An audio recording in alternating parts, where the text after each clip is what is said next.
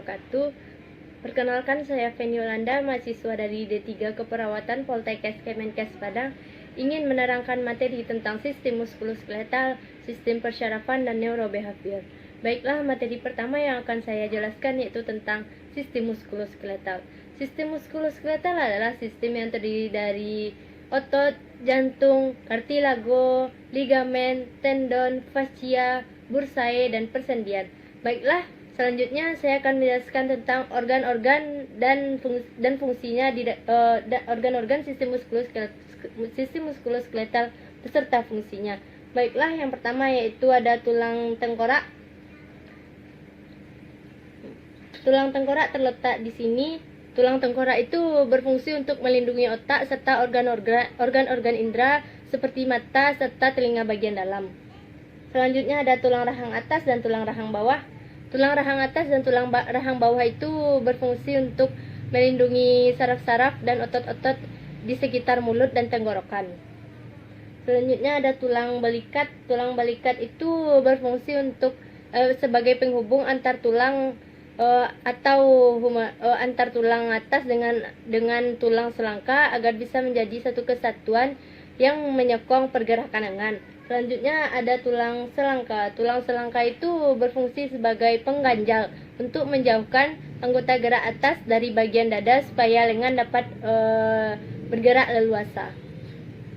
Baiklah, selanjutnya ada tulang lengan atas. Tulang lengan atas itu berfungsi sebagai pergerakan tubuh. Baiklah, selanjutnya yaitu tulang lengan atas. Tulang lengan atas itu nama lainnya yaitu humerus, terletak di sini. Tulang lengan atas itu berfungsi untuk gerak badan atas manusia. Selanjutnya ada tulang dada. Tulang dada terletak di sini. Tulang dada itu berfungsi untuk melindungi organ-organ dada dari cedera. Selanjutnya ini tulang rusuk. Tulang rusuk terletak di sini. Tulang rusuk itu berfungsi untuk melindungi dada, paru-paru, jantung, hati, dan organ-organ dalam lainnya di rongga dada. Di sini tulang pengupil. Tulang pengupil terletak di sini. Tulang pengupil itu berfungsi sebagai penyusun kerangka lengan bawah. Selanjutnya ada tulang belakang. Tulang belakang itu berfungsi untuk menjaga sumsum tulang agar menjaga sumsum tulang yang ada di dalam tubuh kita. Selanjutnya ini tulang hasta. Tulang hasta itu nama lainnya yaitu ulna. Tulang hasta itu berfungsi untuk membantu rotasi tangan. Selanjutnya ada tulang panggul. Tulang panggul terletak di sini. Tulang panggul itu berfungsi sebagai penyangga organ di area perut. Ada tulang jari. Tulang jari itu berfungsi sebagai struktur dari jari jemari. Selanjutnya ada tulang paha. Tulang paha itu berfungsi untuk membantu kaki bergerak dengan gerakan lurus dan menekuk ke arah pinggul. Selanjutnya ada tulang tempurung lutut. Tulang tempurung lutut itu untuk memungkus dan melindungi sendi lutut. Selanjutnya ada tulang betis atau tulang fibula. Tulang betis atau tulang fibula itu untuk melindungi bagian kaki dan melekatkan bagian lutut, untuk menopang berat tubuh dan memberi kekuatan pada otot saat bergerak. Selanjutnya ada tulang kering atau tulang tibia. Tulang kering atau tulang tibia ini menjadi penyampung antara lutut dan pergelangan pada manusia. Selanjutnya ada tulang pergelangan kaki. Tulang pergelangan kaki ini untuk menggerakkan kaki ketika berjalan. Selanjutnya ada tulang telapak kaki, terletak di sini. Tulang telapak kaki ini berfungsi untuk mendukung pergerakan dan keseimbangan tubuh manusia. Selanjutnya ada tulang jari kaki. Tulang jari kaki ini untuk keseimbangan saat berjalan. Selanjutnya saya akan menjelaskan penyakit-penyakit yang ada dalam organ sistem muskuloskeletal. Yang pertama di bagian tulang tengkorak. Di bagian tulang tengkorak itu ada namanya penyakit yang namanya kraniosinostasi, yaitu penyakit cacat lahir. Penyakit yang disebabkan oleh penutupan sutura tengkorak yang terlalu cepat sehingga pertumbuhan tulang tengkorak pada area tersebut tersumbat atau terbatas atau terhambat. Baiklah, selanjutnya ada tulang rahang atas dan tulang rahang bawah. Di tulang rahang atas dan tulang rahang bawah itu ada penyakit yang namanya gangguan sendi, dan ada juga penyakit sakit gigi, dan ada juga penyakit yang namanya osteomyelitis, yaitu penyakit infeksi pada tulang rahang yang menyebabkan kita sakit. Selanjutnya yaitu tulang selangka. Tulang selangka itu penyakitnya sepertinya ada cedera sendi atau ada juga osteoartritis atau penyakit pengapuran sendi yang membuat sendi terasa nyeri dan kaku. Selanjutnya ada tulang belikat. Tulang belikat itu penyakit di dalam tulang belikat atau gangguan yang ada dalam tulang belikat itu namanya diseksi aorta. Diseksi aorta itu ketika pembuluh darah yang mengarah ke jantung itu robek dan menyebabkan rasa nyeri yang menusuk bagian belakang punggung. Selanjutnya yaitu tulang lengan atas. Tulang lengan atas itu gangguan yang terjadi yaitu neuropati atau gangguan sendi. Selanjutnya ada tulang rusuk. Tulang rusuk penyakit yang ada dalam tulang itu seperti cedera saat kecelakaan. Selanjutnya ada tulang dada. Tulang dada itu seperti ada penyakit kostokondritis. Kostokondritis itu sama dengan tulang rusuk. Dan ada juga seperti patah tulang dada. Selanjutnya ada tulang pengumpil, sama seperti pada penyakit tulang lainnya. Selanjutnya yaitu tulang hasta. Penyakit atau gangguan yang ada di tulang hasta itu namanya osteologi atau seperti membentuk benjolan. Selanjutnya ada tulang jari. Tulang jari itu gangguan yang ada di dalamnya itu radang sendi. Selanjutnya itu ada tulang panggul. Tulang panggul itu gangguan yang ada di dalamnya seperti radang panggul yang disebabkan oleh infeksi pada organ-organ reproduksi wanita. Selanjutnya ada tulang paha. Tulang paha itu seperti keseleo saat terjatuh. Dan ada juga tulang betis. Tulang betis itu penyakit yang ada di dalamnya itu plantar fasciitis, seperti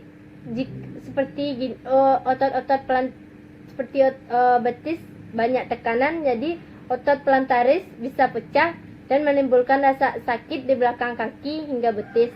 Selanjutnya yaitu tulang lutut, seperti nyeri gangguan yang ada di dalam tulang lutut itu seperti nyeri lutut ketika cedera. Dan selanjutnya yaitu tulang kering. Tulang kering itu gangguan yang ada di dalamnya yaitu nyeri tulang kering.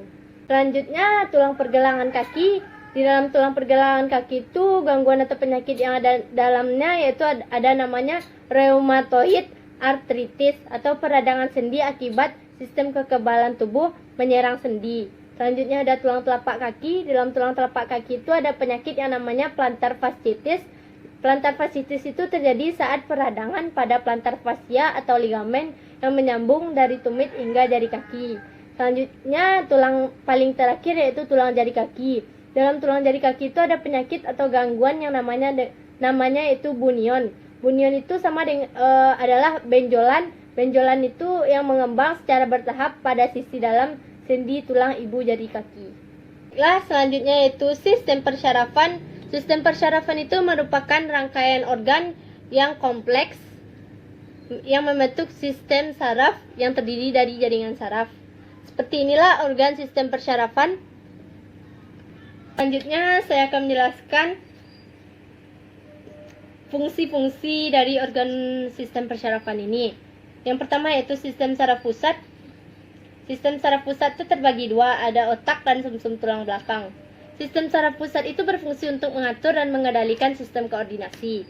Di dalam sistem saraf pusat itu terdapat otak. Otak itu berfungsi untuk mengatur dan mengkoordinir sebagian besar gerakan perilaku dan fungsi tubuh homeostasis seperti detak jantung, tekanan darah, keseimbangan cairan tubuh dan suhu tubuh. Dan di dalam sistem saraf pusat itu juga terdapat sumsum tulang belakang. Sumsum tulang belakang itu berfungsi untuk transmisi pemasukan rangsangan antara periferi dan otak. Di dalam sumsum tulang belakang itu terdapat 3 sel saraf. Yang pertama yaitu sel saraf sensorik. Sel saraf sensorik itu berfungsi untuk menghubungkan rangsangan dari reseptor ke sumsum tulang belakang. Dan ada selanjutnya itu sel saraf motorik. Sel saraf motorik itu berfungsi untuk menghantarkan impuls motorik dari susunan saraf pusat ke efektor. Dan terakhir yaitu sel saraf penghubung. merupakan penghubung saraf satu dengan saraf lainnya. Dan selanjutnya itu ada sistem saraf tepi. Sistem saraf tepi itu di dalamnya terdapat dua saraf. Yang pertama itu saraf kranial dan saraf spinal. Sistem saraf tepi itu berfungsi untuk menghubungkan respons sistem saraf pusat ke organ tubuh dan bagian tubuh lainnya di tubuh manusia. Dalam sistem saraf kranial terbagi atas dua. Yang pertama yaitu sistem saraf kranial sensorik yang berfungsi untuk membantu manusia untuk mencium, melihat dan mendengar. Dan selanjutnya yaitu ada saraf yang di dalam saraf kranial itu, yang keduanya yaitu saraf kranial motorik. Saraf kranial motorik itu berfungsi untuk membantu kita mengontrol pergerakan otot kepala dan leher. Dan selanjutnya dalam saraf tepi ada saraf spinal. Saraf spinal itu berfungsi sebagai penghantar informasi berupa rangsangan atau impuls. Dengan adanya sel saraf ini, baik organ maupun sistem gerak bisa memberikan respons sebagaimana mestinya. Baiklah, tadi saya telah menjelaskan organ sistem persyarafan beserta fungsinya. Selanjutnya saya akan menjelaskan penyakit-penyakit yang ada di dalam sistem persyarafan. Pertama di dalam sistem saraf tepi. Di dalam sistem saraf tepi terdapat penyakit yang namanya meningitis atau infeksi cairan otak. Selanjutnya ada namanya encephalitis. Encephalitis itu peradangan otak dan sumsum tulang belakang. Dan yang kedua yaitu sistem saraf tepi. Di dalam sistem saraf tepi itu terdapat penyakit yang namanya diabetes. Diabetes itu dikarenakan karena kadar gula darah tinggi dan dapat menyebabkan kerusakan saraf. Baiklah, selanjutnya yang saya jelaskan yang paling terakhir yaitu ada neurobehavior. Neurobehavior itu adalah hubungan antara fungsi otak dengan perilaku dan proses berpikir manusia. Seperti inilah sistem organ neurobehavior. Di sini ada lobus frontal, lobus parietal, lobus temporal, lobus occipital. Dan ini spinal cord, dan ini yang saya garis besar ini ada otak besar. Yang seperti ini otak kecil, yang saya garis ini otak kecil.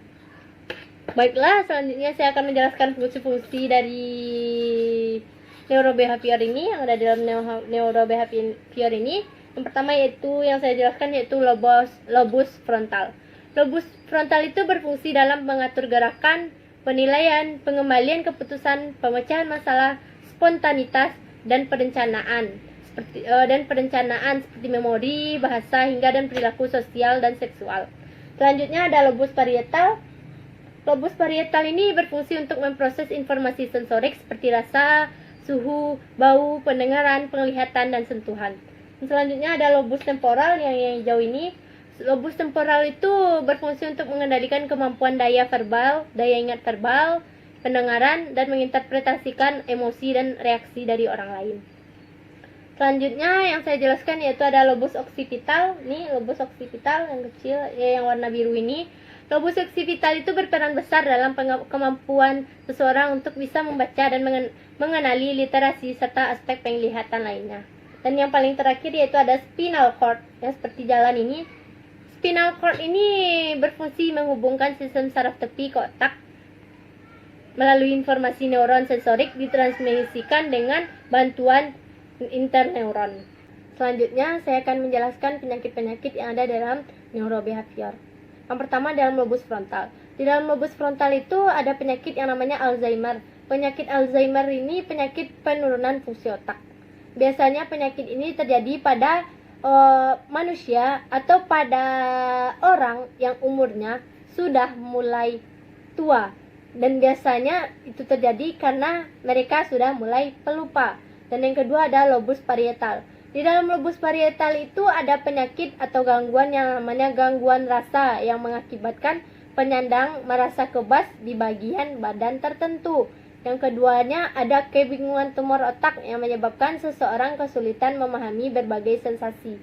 Dan yang ketiga ada lobus temporal. Di dalam lobus temporal itu ada gangguan yang namanya encephalomalacia. Encephalomalacia itu adalah suatu kondisi yang ditandai dengan pelunakan lokal pada jaringan otot akibat peradangan pendarahan. Dan yang kedua ada gangguan yang dialami dalam lobus temporal itu yaitu kesulitan berbicara.